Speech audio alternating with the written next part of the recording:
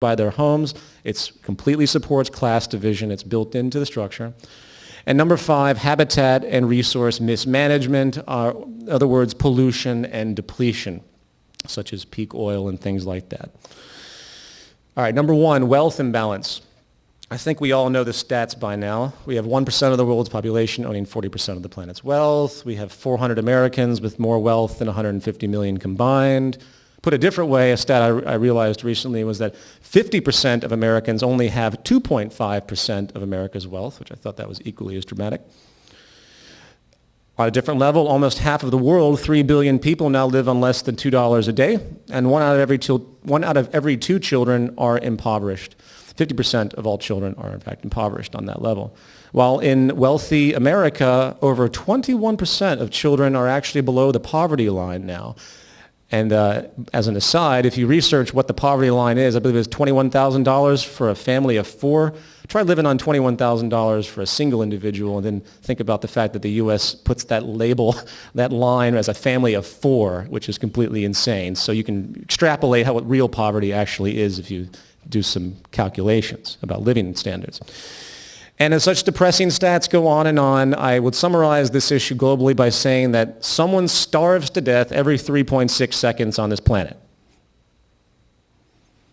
As Gandhi stated, the most deadly form of violence is poverty. And the question is why? I would like to actually ask 2 questions to support the why factor. What are the factors that contribute to poverty and deprivation? And 2, does the existence of poverty and deprivation serve a beneficial role with respect to our current economic model? The common myth about poverty is that there's not enough food, there's too many people, and our production methods just are not efficient enough, apparently, to meet the needs. Well, if anyone takes a moment, they can find that there's no evidence to support any of those conclusions. We have ever-increasing production efficiency, even with the old methods we're still using, not to mention the amazing methods that are on the horizon. And we already produce many more calories today, which could easily feed well over the current population. So the problem is not technical. The problem is clearly economic. And while poverty organizations continue to point out various effects that create poverty, such as commodity prices or the national debts or austerity or economic decline or healthcare costs in the sense of relative poverty and job loss, etc. Rarely are the very mechanics of our economic system brought into question.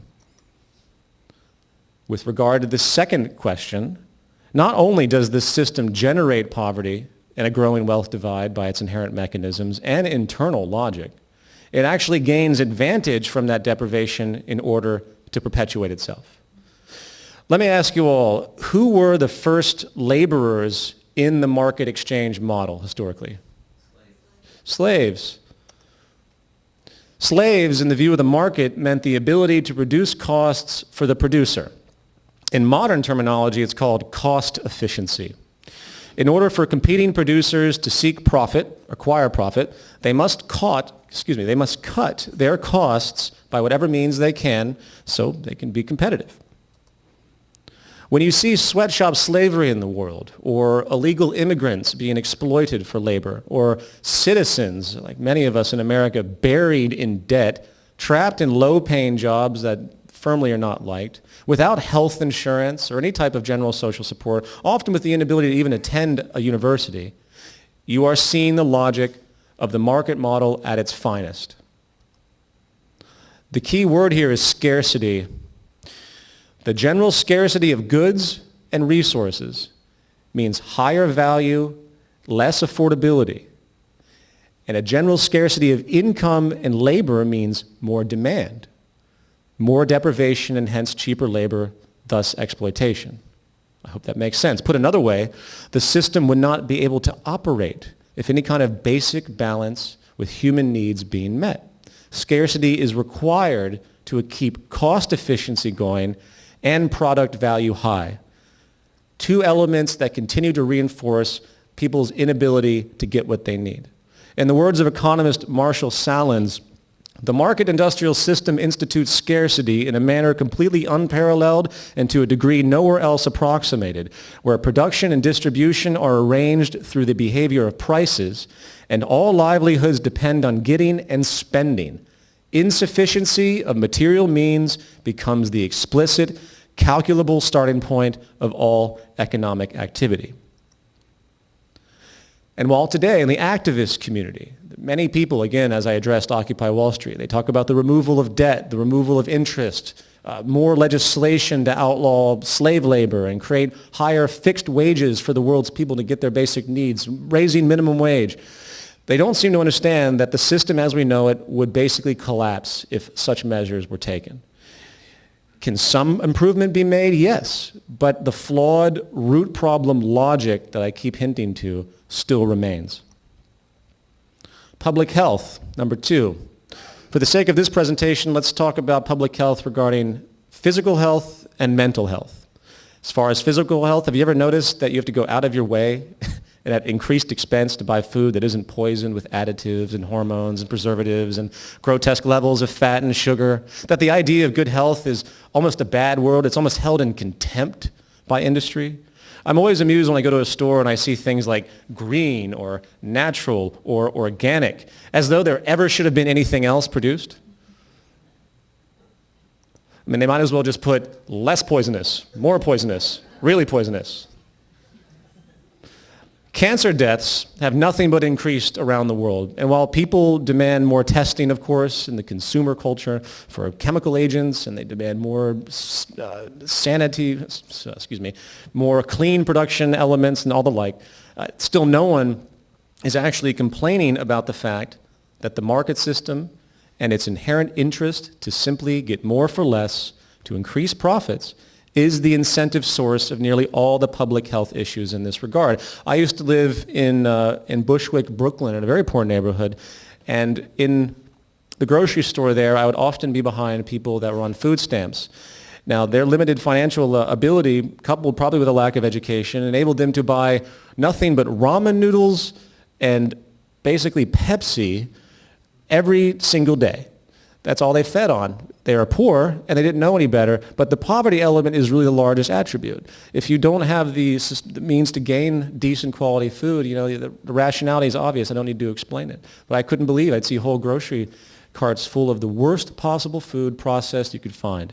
So you can see how, again, it's class perpetuation. The poor are not just poor. They're inhibited by all sorts of means that reduce their health, both physical and mental. And I'll talk in a moment about the work of Richard Wilkinson, who did these exquisite studies on how the very nature of stratification is actually unhealthy for all of us. And the more poor you are, the more that stress will generate all sorts of diseases, both, again, physical and mental.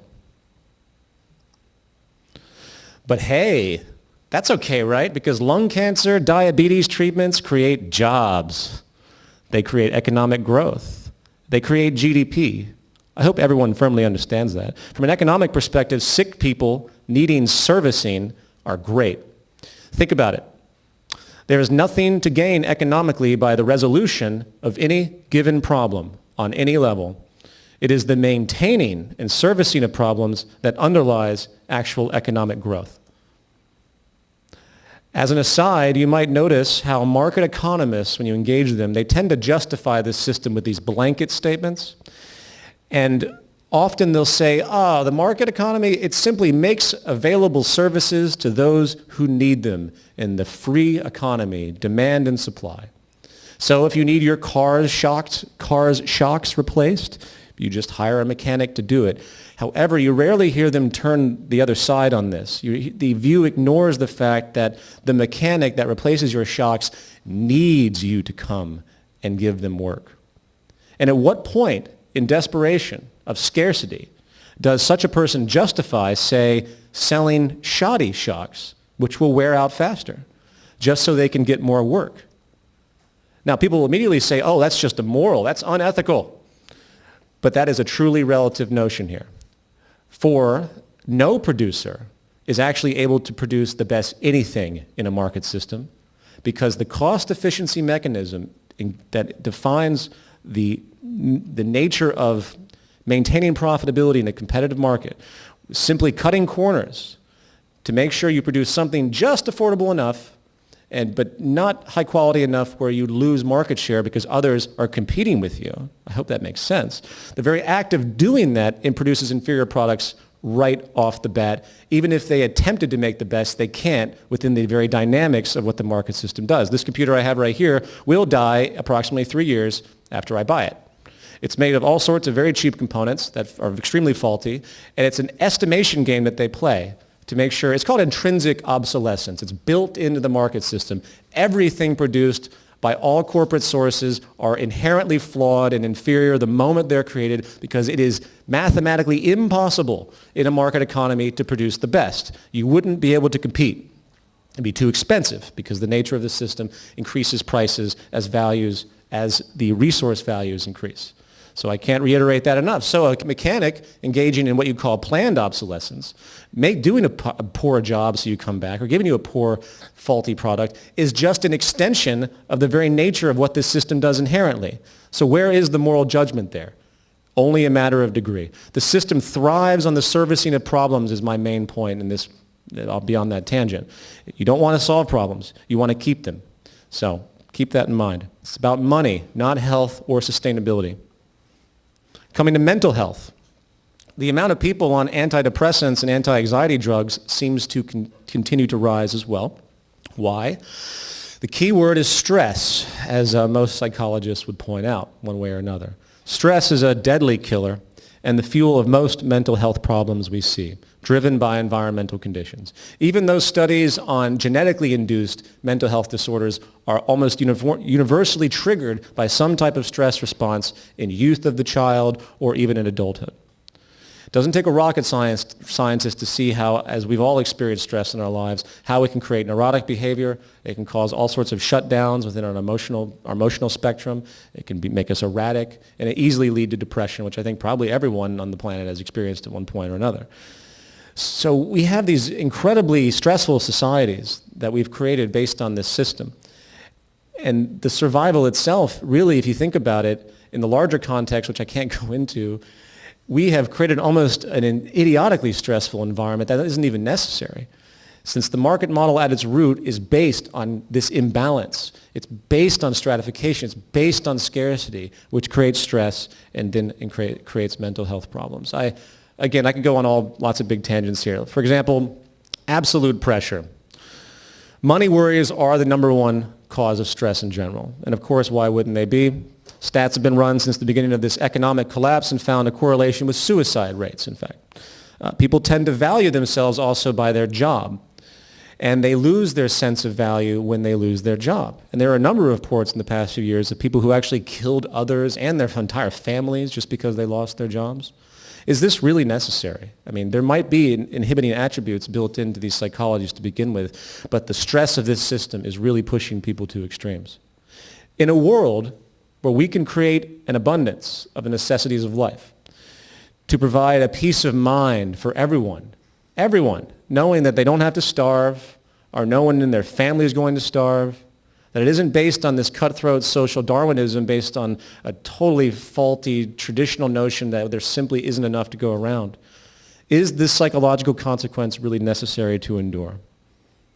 And then we have relative pressure. Not the direct pressure of being broke or losing your job, but the relative pressure. And this comes in the form of psychosocial stress, as I alluded to earlier. And this is about stress that is caused by how people think about themselves and their status, which is a cultural notion, with respect to others. An enormous amount of data exists on this issue by a man named Richard Wilkinson.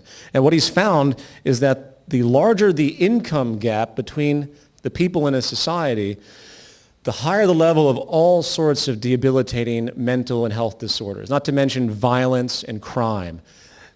Basically, there's a form of stress that's emerged because we're such social organisms. We are deeply social. If there's anything you could say it's built into our human nature is we're deeply social. If you have a child that's born and that child is not touched, that child will die. It doesn't matter if that child is fed. It doesn't matter if that child is in a good home, so to speak, shelter. If there's no contact with humans, the child will die. It's built into us. We're social. And this has manifested itself with the stratification attribute, where you can turn on the TV and see somebody with a 50-room mansion and 2 jets parked in their front lawn, and you've been conditioned by your general culture that that's what success is.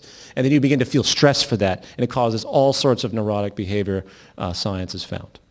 The bottom line, in fact, is that our class system, which is a natural byproduct, almost a defining attribute of our economic model, appears to be literally unhealthy by its very manifestation. This is, again, traditional notions clashing with emergent knowledge. People say to me, oh, you're against classes, you must be a Marxist and a communist. I say, no, I'm against classes because it's scientifically unhealthy for a society to behave this way. If you want to live in a safe society with less murder rates, less mental health diseases, basically less everything, that's negative. We have to get balance and equality and egalitarianism going. It's a scientific reality. Number 3, labor. It's interesting to me how many, especially in the Occupy movement, as I was addressing earlier this weekend, and across the world, obviously, with numerous uprisings and destabilizations, that the labor issue is a focal point where people are complaining to their governments to say, where are our jobs? You're not doing enough to give us jobs. As though really governments have anything to do with that element of the market system. They're yelling to the wind. The first thing everyone needs to understand is that the only thing that has put any of us out of work in the broad view has been technology. Why? Because technology is increasingly becoming more cost efficient for corporations. Some economists will argue, and I get these arguments all the time, that technological progress works on both sides. It replaces human labor on one side, and it creates new labor through new mediums on the other. And while that might have been true in the past, before the exponential increase started to really accelerate, technology is now leaving us in the dust. Our brains and our abilities and our learning processes are simply not fast enough to keep up with what is enabled now by this beautiful thing that we've created, which is information and physical technological development. It's incredible. These are extensions.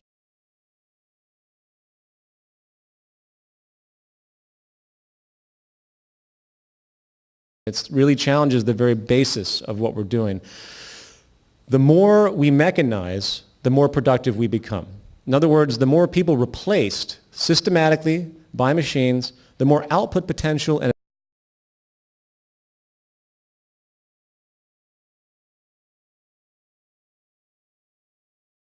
not to apply technological automation in every single field imaginable if we want a society that's actually producing more, that can create an abundance, that can actually meet needs. It's completely irrational for us not to be doing this. This means, literally, that it's time for us to grow out of the labor for income system as we know it. It's completely obsolete. It's not only becoming more and more inefficient, it simply isn't going to be able to keep the majority of people employed on this planet. And the fact that corporations will continue to mechanize, again, for our coveted cost efficiency, we can't win. Ray Kurzweil did a great stat where he talked about the exponential increase of application of technology and the dramatic cost reduction of this technology. Where a calculator, when it was first invented, I believe it was around $600 a number of decades ago. Now you can be lucky to even pay for one because you can get them for free.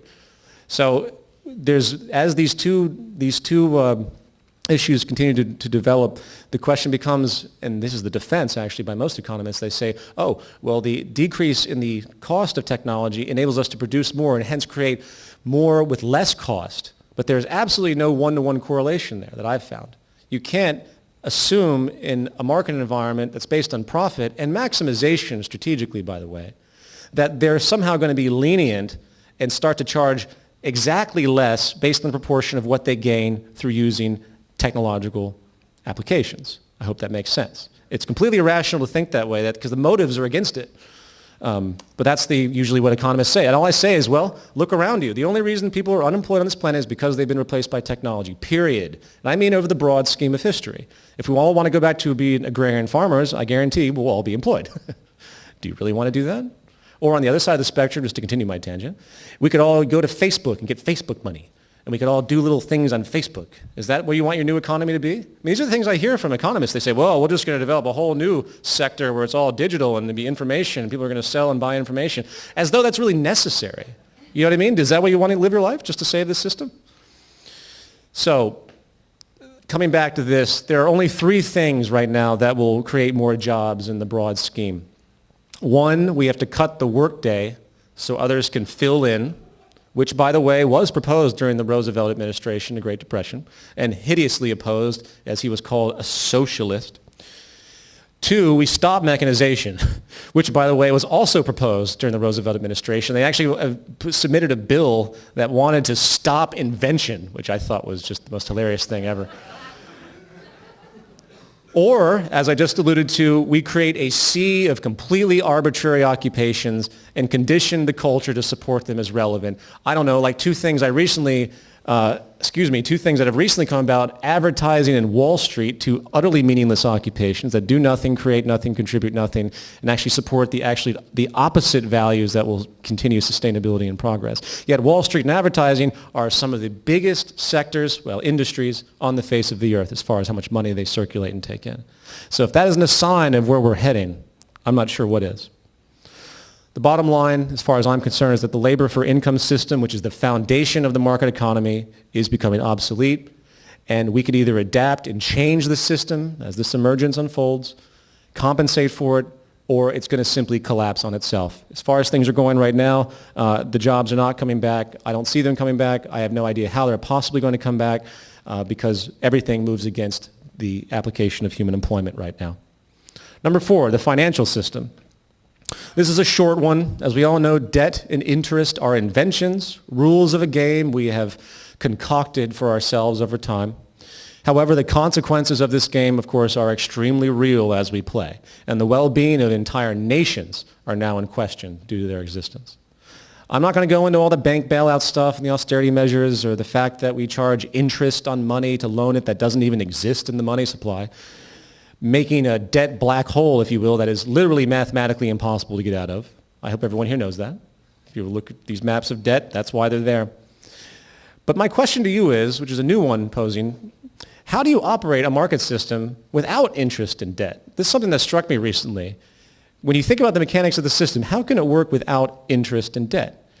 If money isn't loaned at interest as a